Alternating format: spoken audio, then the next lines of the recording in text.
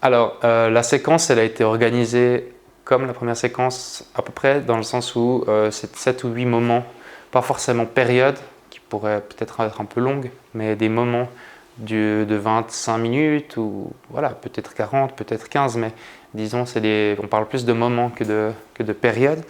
L'idée, c'était de nouveau de partir sur une accroche qui allait les embarquer dans la séquence. Je leur ai passé l'émission radio de la RTS Brouhaha qui parle du droit de vote des femmes. Donc ça faisait un peu la transition avec notre première séquence où on parlait voilà, la différence de traitement entre les hommes et les femmes. On a pu partir de ce point de départ où en fait à une époque les femmes n'avaient pas le droit de vote, elles l'ont acquis de haute lutte et puis que maintenant tout le monde a le droit de vote. Et puis donc on a écouté cette émission radio. Et puis c'était l'idée de démarrer là-dessus, un petit peu de débattre, de faire ressortir aussi ce qui était déjà présent chez les enfants, parce que finalement c'est hyper intéressant de simplement aller les titiller un petit peu puis voir qu'est-ce qui ressort. Il y a plein de choses à dire, et puis le concept de dire tout le monde doit être traité de la même manière, on a de la chance, on vit dans un pays où on a le droit de voter. Et puis finalement terminer par leur dire mais est-ce que nous... on a le droit de vote, est-ce qu'on est dans une démocratie ici en classe, etc. Et puis ils ont fait le lien, ils ont dit oui, on a un conseil de classe, des fois on vote, on peut faire des propositions, etc. Le moment numéro 2, c'était un moment où mon objectif, c'était de leur faire ressentir par une mise en situation la difficulté de trouver une voie commune quand on est beaucoup. Donc je leur ai distribué par groupe de 2 ce questionnaire en leur disant mais qu'est-ce que vous auriez envie de faire jeudi à la gym. Et puis déjà là, la plupart du temps ça va. Ils se mettent d'accord, on aimerait faire ci, on aimerait faire ça, tel et tel jeu, tel et tel sport, ça va. Donc après, l'idée c'était de les faire se rejoindre par îlot. Donc d'abord ils étaient 2 par 2, là on passe à 4, on double le nombre d'intervenants. Et puis de leur faire ressentir que c'était déjà plus difficile. Suite à cet exercice simple, entre guillemets, parce que ça n'a pas été si simple pour tous, on a essayé de trouver une solution commune à toute la classe. Et puis, c'était pas possible. Donc, pour montrer que, à partir d'un certain nombre, prendre une décision, ça devient qui contente tout le monde, à part certaines exceptions, ça devient difficile, voire impossible. Donc, on a pu arriver à la conclusion qu'il fallait, c'est les élèves qui ont fait remarquer, il faut qu'on vote. Et puis, donc c'était déjà une première étape dans la construction un petit peu de la solidité de tout ça, de se dire par la suite on va devoir voter, mais on est passé par là, on a réalisé que c'est pas possible au bout d'un moment d'arriver tous à être tous d'accord. Si on attend tous être tous d'accord sur quelque chose, on ne prendra jamais de décision. Le moment numéro 3, c'était un moment de préparation de devoirs où on a travaillé sur du lexique, donc ça reprend un petit peu ce qui est là. Ça c'est une procédure pour voter. Qui a été développée par l'association Feuille Cailloux Ciseaux. Donc l'idée c'est de suivre une sorte de marche à suivre et puis de formaliser un petit peu. Donc j'ai affiché ça sur la porte de la classe. On a un objet, où la présidente anime les discussions et puis après on décide si c'est un vote qui peut être sensible ou on n'a pas forcément envie de s'afficher.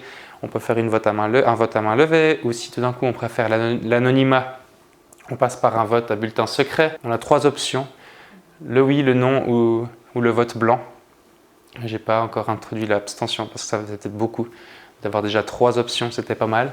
Et puis après, travailler sur les notions de majorité absolue et relative, entre la majorité absolue ou si simplement on veut avoir plus de voix que toutes les autres voix réunies. Donc en fait là, dans le cadre d'une majorité absolue, le vote blanc, il joue un rôle aussi. Il peut faire pencher la balance. Et puis, donc on a travaillé là-dessus, on en a discuté. Et puis chaque semaine, on développe un champ lexical pour les devoirs de mots qu'ils doivent apprendre, réutiliser, former des phrases avec. Donc on est passé par un de nos moments routines de la semaine pour enrichir notre vocabulaire. Le moment numéro 4 de la séquence, c'était en mathématiques, donc des petits problèmes de maths comme ça, avec des mises en situation concrètes, de choses qui nous sont déjà arrivées. Donc voilà, ça leur fait plaisir de se rappeler que tel et tel vendredi, tel et tel élève avait proposé de faire du handball à la gym. Le moment numéro 5, c'était un moment peut-être un peu plus informel, en lien avec l'actualité. On a vécu ces votations récemment fédérales sur l'usage des pesticides, etc. Donc ça parlait déjà dans certaines familles et puis on a abordé cette thématique ensemble. Je leur ai expliqué avec la manière la plus simple possible de quoi il était question. Et puis on a eu un débat là-dessus entre nous. C'est un moment qui prépare le moment 7 dont je vous parlerai tout à l'heure, où en fait on a repris cette thématique mais après les votations, quand on s'est intéressé aux émotions en jeu dans le cadre des votations. Ils ont eu un devoir d'aller interviewer quelqu'un.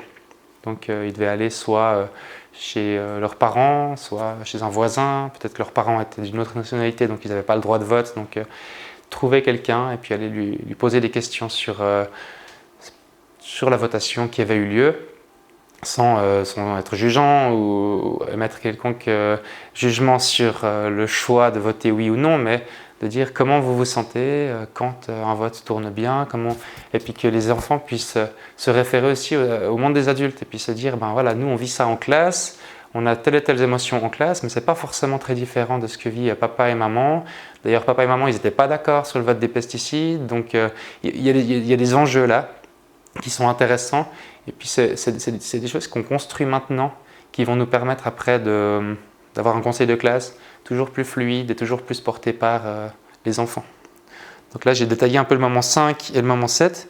Le moment 6, c'était de simplement vivre notre conseil de classe, nouvelle formule, avec moi qui perds de l'importance, les enfants qui ont une préparation, donc ils vont ouvrir le conseil de classe en avance, ils vont sortir les billets, ils vont se mettre d'accord sur l'ordre dans lequel on va aborder les thématiques.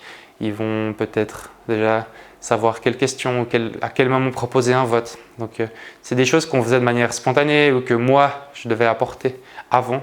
Et donc là, le moment 6, en fait c'est un moment 6A, mais il y a un moment 6B, 6C, 6D, 6Z, parce qu'on va faire des conseils de classe chaque semaine jusqu'à la fin de la 6e.